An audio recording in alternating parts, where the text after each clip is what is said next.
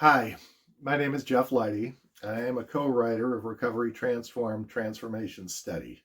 The two books we'll be reviewing today, going over how they work together, how they came about, and a little bit about who John Rizzi and myself are as the writers of these.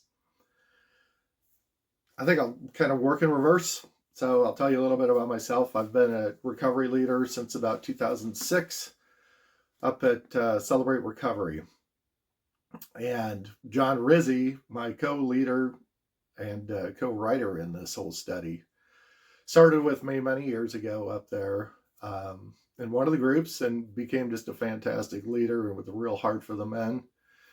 And both of us felt that we could improve on the study and try to get better results, a deeper understanding of their relationship with Christ, and obviously sobriety in their life that's lasting and transformational. So that's about us. So about the two books, these books came about because as we did studies and we spent all this time with men, and there have been thousands of men at this point that we've worked with, we felt that there were certain points in the study, the one traditional 12-step, this took over a year, those studies up at CR. So we felt that there were some areas that we could improve upon this a little bit. And so what we came up with was a 4-step study that goes over 16 weeks. 16 lessons in 16 weeks. And it is a much more intense, much more focused study. And it really focuses on one issue. Okay, even though there may be layers of sobriety here, which maybe you've not heard that term before, what we see is we see symptoms described as root causes, and they're not. But until they're out of the way, trying to get to a root cause that's what we consider to be a dysfunctional thinking issue. Typically, it starts in the mind, right? And becomes an action. Until we get through these, it is really a case of elimination, basically, to quickly as possible go through this, identify the issue that we want to work on in this one issue, because we want to put all our focus and energy on this singular issue, work through it, work through the thinking that's behind it, that produced the actions that came with it. That's really at the heart of this. The first part of the study, which would be step 1, is really the development of character traits that help us commune and be in touch with God for the changes that He's going to make in us. The Lord God is the key to this whole process. These books are nothing more than a mechanism in this process. Our union with Him and our abiding in Him is the key to success. It was the key to my success. It was the key to John's. And I've been very blessed to see many men see tremendous miracles in their lives over the years by putting this in the hands of Christ and saying, please heal me, and following His dictates and His commands and His ways of living to receive a transformational change in their life that no human can do. So to go back, we'll go to step 1 is really about, and I'll show you the books in a minute, but step 1's about building some of these character traits that we should have throughout our lives. Humility, willingness for God to work in our life, right? Some of these things are eradicators of things like denial, with this admittance that we have an issue, right? But we also have to admit that we believe that God is capable of removing this issue and that He wants to remove this issue in our life. So then once we've established these, really core beliefs, really ingrained them is what we're trying to do in our, as part of our character in this first step, we move on to step 2. Step 2 is about identifying dysfunctional thinking. These things that have happened in our lives, they could be recent or they could have been a long time ago. And we're not so much concerned with the origination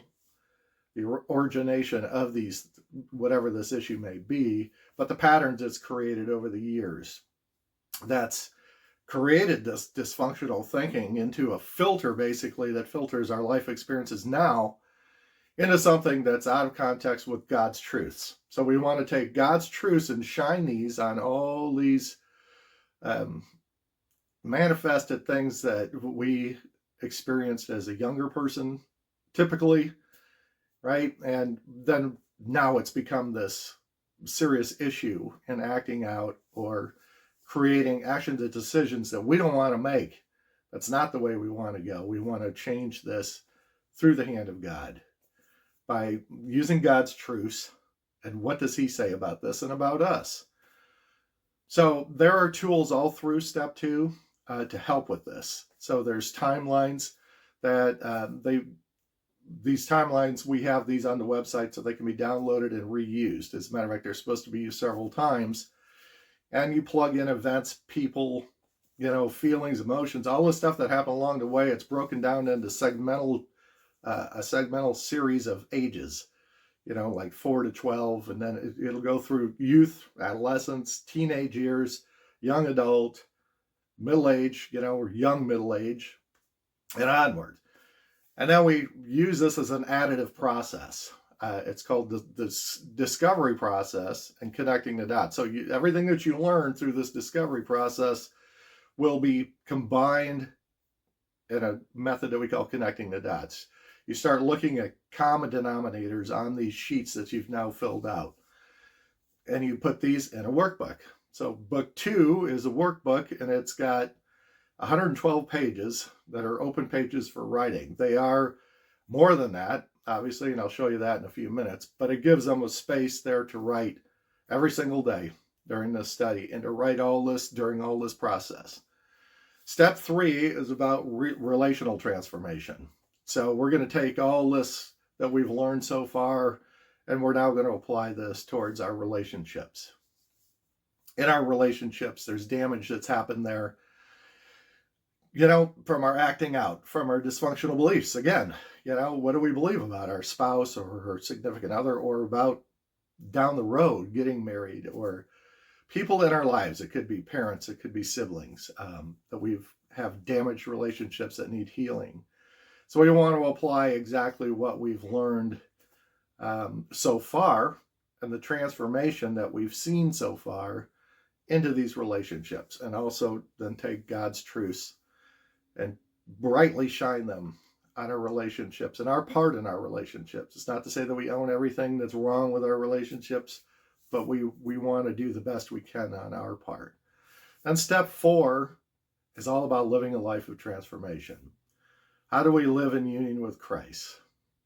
We all want to be at a place where we feel very connected to the Lord and not always at some odds with him or wondering if we're doing things right, and just living a life of peace that comes through Christ. And that's how we're going to do it, is through working through this model.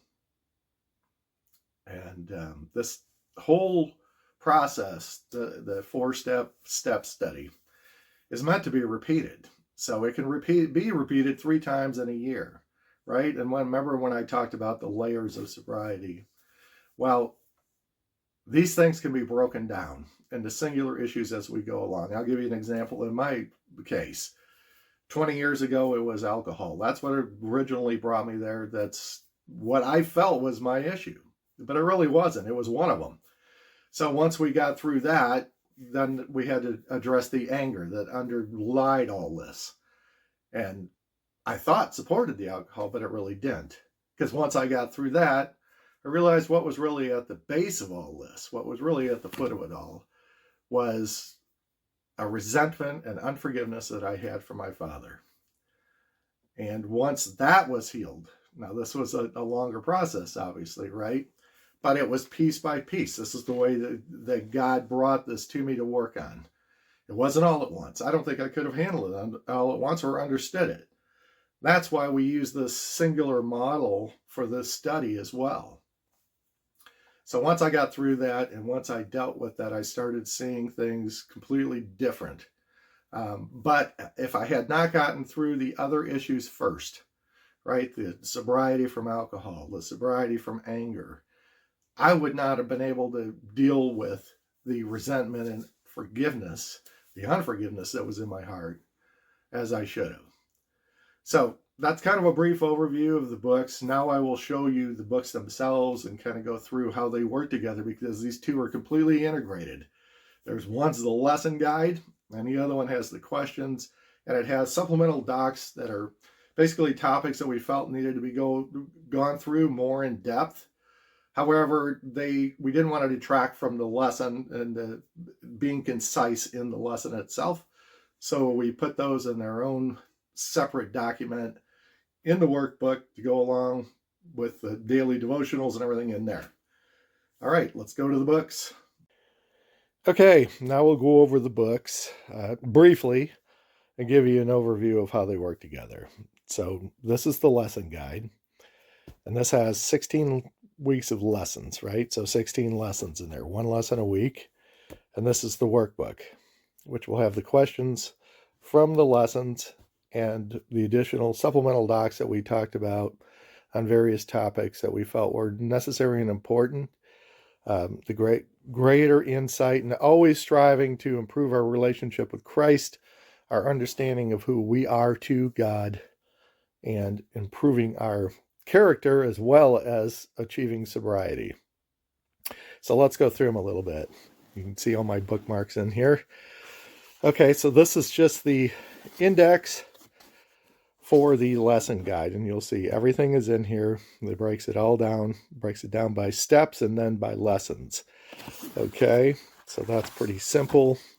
So if we go to the first lesson, then we'll see that each lesson pretty much has a prayer at the beginning and end, and it just goes through what we are trying to achieve in this being the first step. So there's 3 lessons in the first step, and surrender is our goal, right? So we're going to try to incorporate humility and the different parts of humility in our life, especially when pertaining to our relationship with God. Now you will see in the end of each lesson, it directs the participant to go to the workbook and what to do there. It tells them about any supplemental docs that were included, any worksheets that are included, examples that are included, but it gives them good information on how to proceed to the workbook and what to do there. So they're never left in the dark. They're never like, oh, what do I do? As long as they're reading the material, they will have clear direction and how they go forward. And every lesson has this. So it's not just one lesson, it's each lesson. Okay, so you'll see here on lesson 1 that it will give you a heading, and most of them have a prayer at the beginning and at the end. And then we will go into this. Now, step 1 encompasses denial, as we talked about, but really the goal here is to really incorporate humility into our being, which will in turn turn into willingness to do as God directs, to accept his healing, his changes, his transformation in our life, to surrender to him, to be able to fully trust him. Especially important when moving into step 2, which is then we're going to start addressing the difficult past events in our life, the difficult emotional events, these kind of things, and handing those over to him. We have to trust him and surrender to him to be able to allow him to work in our lives and achieve the results we want to see. So if we move on from this, you'll just see this is step 2, and it's called redefining beliefs. And now step 2 is the longest of the steps, and this is 9. And actually this study started by building step 2, because we felt that that was absolutely critical to see sobriety and transformation. The other elements are super important to be able to maximize achieving this goal that we have for step 2, which is the redefining of our beliefs and the transformation of our actions and beliefs. Step 2 is especially neat because it's 9 lessons, but it also ends with what's called a transformation story, which is basically we're going to talk about what God has done during the course of step 2. Okay, step 2 being very unique in that the first half of it, the first 4.5 lessons, I'd say, are very intense.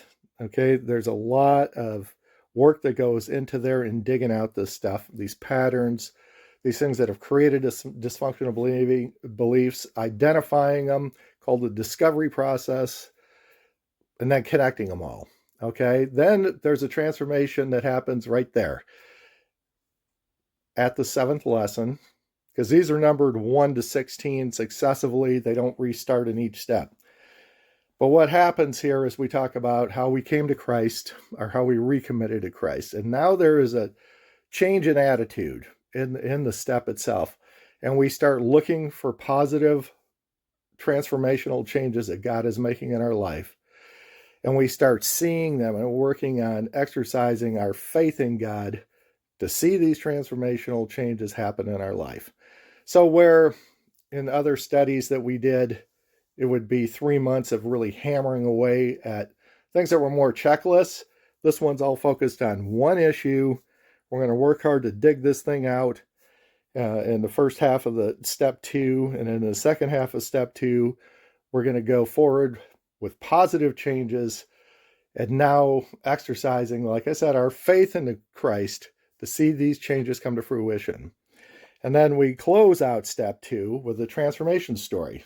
And we'll share that in our small groups. It's like 500 words of what we saw happen during this process and up to this point in the study.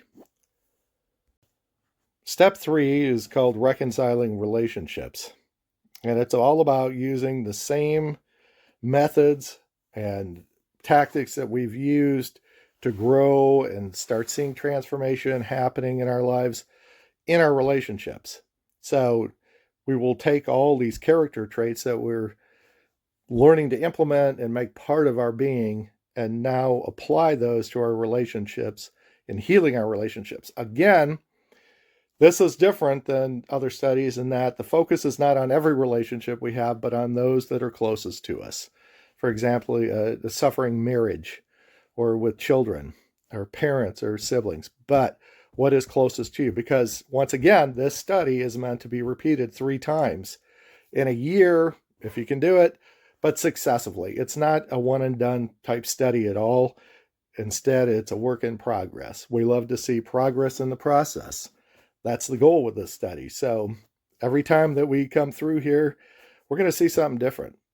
I've done many step studies myself. I've always participated in them, and that God works on another character area in me every single time. Sometimes the same ones, but usually it'll be something different. But this singular issue, singular methodology has worked really, really well. And I wasn't the one that came up with that. That's the way God worked with things with me, with John, and with other people we know, other men we know, to see their success.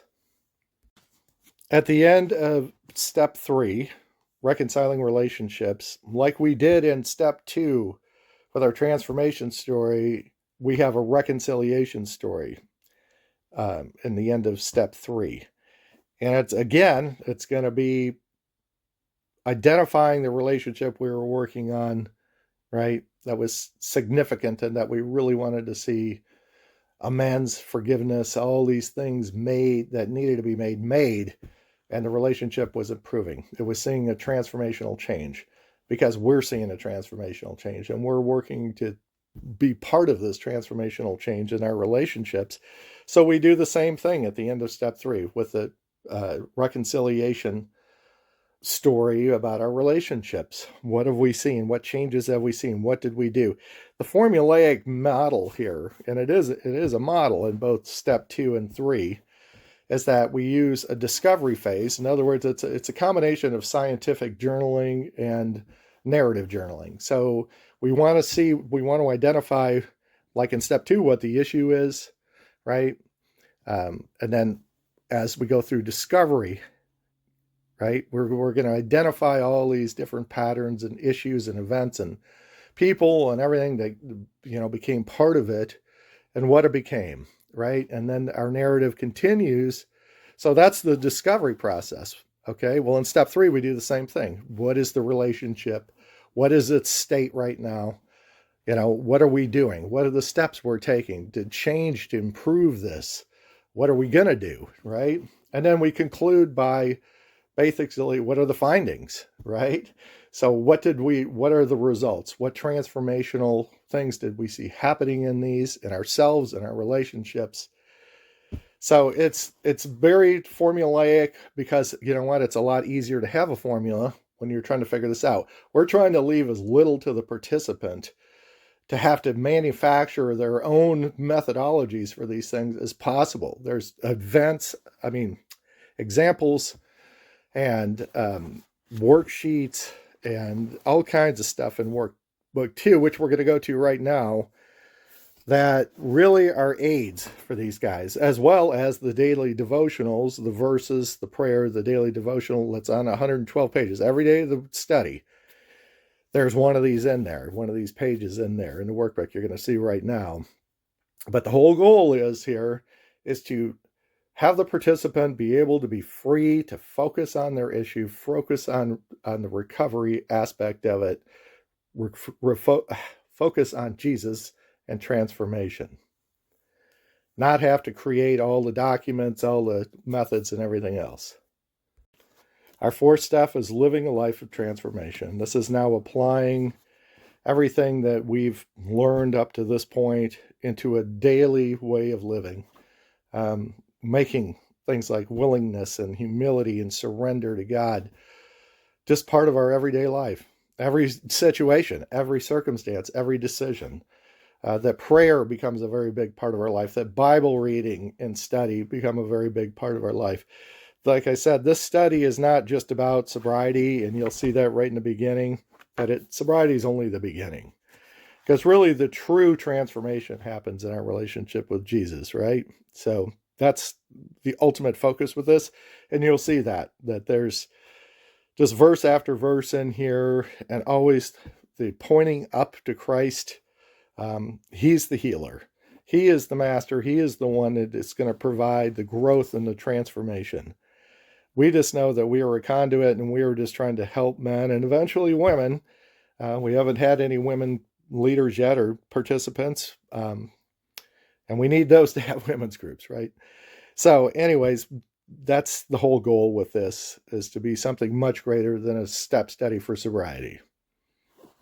Now let's go over to the workbook, and we'll take a look at that and everything entailed in there, because it's a lot of fun and it's just jam-packed full of information, stimulus to help memories, to help discovery, to help growth, to help daily living, and to help transformation. Okay, moving to the workbook. We're now going to start back in the index again, and you'll see everything is indexed in here except for the daily journaling pages. But all the supplemental docs are in here, the questions are in here. Everything that the participant needs to easily find is right here. Then the next part we have, now we talked about that at the end of the lesson guide, is that at the end of each lesson, it tells the participant what to do in the workbook. So we try to keep it super clear. Again, big focus here on taking the difficult, things like navigation and that out of this, but instead let them really focus on why they're here, right? Improving their relationship with Christ and sobriety. So this starts right off by this page is right here talking about getting the most out of using this workbook. This, again, is to help them navigate this thing and obviously get the most out of it. Okay, so here you go. Here's what it looks like when you get into the lesson questions. This is step 1, lesson 1. So we go through the questions right there. Now they've got plenty of room right here to answer these, but I wanted to show you the next. So this one, I didn't show you this in the lesson guide, but at the end of lesson 1, step 1, it talks about the supplemental docs that are in here. So here is one of them, humility and willingness. Again, we stress these topics to improve our relationship with God, to be more in touch with Him, to walk with Him like Enoch walked with Him. So that's why they're in here. And this will aid them all along. With addiction, very, very common things that go with it are pushback, resistance, defensiveness.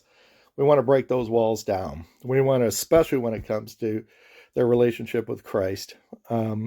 We want them to see their full healing and full not just recovery, but transformation. And this is how we're going to do it, is we're going to use these different supplemental docs. These are things that are very powerful issues that need to be addressed. But once again, we didn't want to take away from the lessons to do it.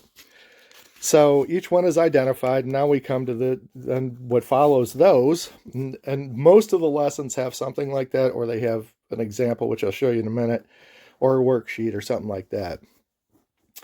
So each day, for 7 days after the lesson, it'll give you a verse, a prayer, a devotional, and a prompt. So these prompts are directly related to the study itself and to the lessons they're on and to the topics. And once again, just a great add-on to this whole study to keep their head in the game, to really focus on what they're working on here, and focus on their relationship with Jesus. If they can just keep coming back to him over and over again, he will heal them. We've seen it so many times and experienced it ourselves. I don't have enough time to tell you of everything he's done for me. It's just an amazing thing to experience and to see in other men. I wanted to show you really quickly one of my this is something that also, you just won't find. It's actually put in here in 2 places, at the end of step 1 and the beginning of step 2, to really reinforce this. We want them to get their issue figured out prayerfully, that they're going to be working on immediately, so they are ready to hit step 2 running. So this document's all about defining what issue they need to start with or want to start with. Okay, and this goes through, basically the typical questions that should be asked about what is this issue doing and what does it look like in their life right now. And then we kind of talk about roots versus symptoms a little bit here. And it goes through it real briefly. It's nothing real long, but then it has a list of questions to also help them define this thing, help them identify this thing to get started and hit the ground running. Now I wanted to go into step 2 and show you one of the worksheets, a very, very important worksheet that we put in here. We created this, and we put this in here to be repeated several times, each time with singular events. You can see there's actually instructions on the sheet, but just before it are total instructions on how to use this worksheet. This worksheet is downloadable in a regular letter size from the website, so that anybody that wants to go in there that's doing the study can now download this thing and use it as a worksheet. Okay, so now you've got your worksheet over here. So then it's accompanied by an example of an entry. So how they would enter the information from this, using these worksheets, into their journals, into the workbook itself. Once again, very thorough, covers the same things right out of the worksheets. So again, we're trying to reduce the creation of methodology for the participants and make it easy for them to just plug in information, because that's the goal. Figure out, what's going on, identify it, put it at the foot of the cross, shine God's light on it, see his transformation, and experience it in their lives. As we go farther along in step 2, we have some other examples of timelines and more information about using them. These are not ones that they have to try to create something like this. That's not the goal here. We're not trying to make them a masters in this stuff. They're just examples, because the last one, it combines a whole lot of information there. And if they look at that, that may help them in creating their own timelines and connecting the dots, which is connecting the pieces of information that they've learned through this discovery process to come out with a better result, better identification, better clarity, be able to put this thing where it belongs and shine God's truth right on it and get it out of their life. And if you were wondering, connecting the dots addressed several times in the workbook. Directions for understanding, clarity, just what it is. Simply, it's just connecting the information. But for the participant, we didn't want to leave anything for them to look it up or be confused about. Here's an example of a document that's included in the second half of the second step. Once again, this is the part where we really are focusing on positivity, God's positive change within us. So we talk, and we really talk a lot about the love of God and Christ that he has through his son for us, and everything he's done for us, and how we need to embrace this and live this out and not let it just be something stuck in our memory banks, but something that makes it to our heart and soul. We even give them a transformation story example. So, as I said at the end of step 2, we're going to do a transformation story. This example is based on our fictitious entry that we put in earlier by the timelines, but it gives them a full example of how to do their transformation story. So again, they're not having to create this thing blindly. This is a significant document that we put in here twice. We put in here early in the study. It's part of the admittance and understanding of who we are, that we are broken, that, we're sinful people. Then again, it's put in here in the third step to help the participant understand that the people in their lives are also broken. They also have baggage. They also have old memories and things that haunt them and things that get in the way. Baggage they brought to relationships. And whether that's a sibling or a spouse, it happens. Sometimes we've created the baggage in someone's life. But getting a true understanding and a true empathy for the brokenness that exists in the world today and everybody. You can't live in this world real long without experiencing it, unfortunately. It's really important part of, developing relationships, beginning with our relationship with Christ and who we are and just the significance of what he's done for us, but then now taking that to other people and showing the mercy that he showed us, the forgiveness he showed us, the empathy and love he showed us, and now take this out to other people and show that to them. I'm not showing you everything, but I thought this was significant too. In the third step, we talk about rebuilding trust. There's a difference between forgiveness and trust, right? Forgiveness, we're commanded. Do this immediately, do this every time. Trust takes time to rebuild, and how do we rebuild it? These are questions that are very much worth asking, and they're very important in rebuilding relationships. And a lot of the men we've seen over the years, including myself, have damaged relationships pretty badly, and they need help with this. So again, trying to give them the aids that we can give them. And I didn't go through all the supplemental docs that are in here, but I'm trying to give you examples of the ones that are here to show where our heart is and what the idea behind it is all about. And that it's always about trying to bring these men something that is very beneficial, very, very effective to getting their lives back on track and being transformed, not just restored. Restoration has like a ceiling, right? Transformation doesn't. When God does a transformation, there is no limit to it. It's an amazing event, and it's a great experience, I'll tell you from experience. Okay, so that concludes our quick tour of the books. Now let's talk for a minute about our desire for you for this study and how we can help you. Okay, well, I hope you enjoyed this quick tour and overview of this, what we feel is a very, very impactful and powerful study. This came at... John and I, between us, have almost 30 years of leadership experience and recovery, and all Christ-based. And we wanted to get this information out there to help other men. This is the whole goal of this. And as the title says, sobriety is only the beginning, because there's greater things that God has in store for these men.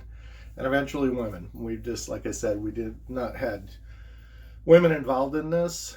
We've had a core group of guys that we've done several beta studies with it, and it's been years to get this done, but we are real pleased that it's here now, and we want to help you in any way we can. So you can always contact us through the website, which is recoverytransform.com, and info@recoverytransform.com. For any emails that you may have, any questions, that's the best way to contact us, and we'll get back to you. We are working on a series of leadership videos as well, because we're not going to have a short-term leadership with this. That's not the goal. We want to have leaders that want to be participants too. They want to be involved. They want to see their growth too. In many studies, there's a certain amount of sobriety that's needed. In this, there's not. That's up to the recovery leaders, which I mean the overseers' judgment on this. We do not even have a step in here where you have to be sober. You have to achieve sobriety. Because we very much felt, and we talked about this a lot, that this was something that will be developed through Christ with the participants. Now, it should be encouraged, absolutely. But as we grow in our relationship with Christ, our sobriety will take a natural course of, commitment to Him, just like we're making a course of commitment to Him. So we felt that was not the focus. It's not a hit you over the head thing. It's an intense study, but for those who actually want to participate and want to get sober and want a life-changing transformation with their life in Christ. So again, we're here for you, and I don't know when the leadership videos will be done. They take time to do, and we've been working on outlines and everything else for them, but they will be done. In the meantime, we'd be happy to work with you or your church to get this off the ground, with your leaders, to teach them to go through this. A lot of it is fairly self-explanatory, but there are things to emphasize and areas to really try to put forward constantly, like we talked about, like the step 1 areas, like going into step 2, and then always the focus on Christ. This isn't, it's not your step study where your higher power is a doorknob or a transformer or a rock. It's not that. It's Jesus Christ. He is the sole source of healing and transformation. He is our hope, and He is our Savior, and that's who we rely on and we'll count on always. Thanks for coming. Really enjoyed doing this with you.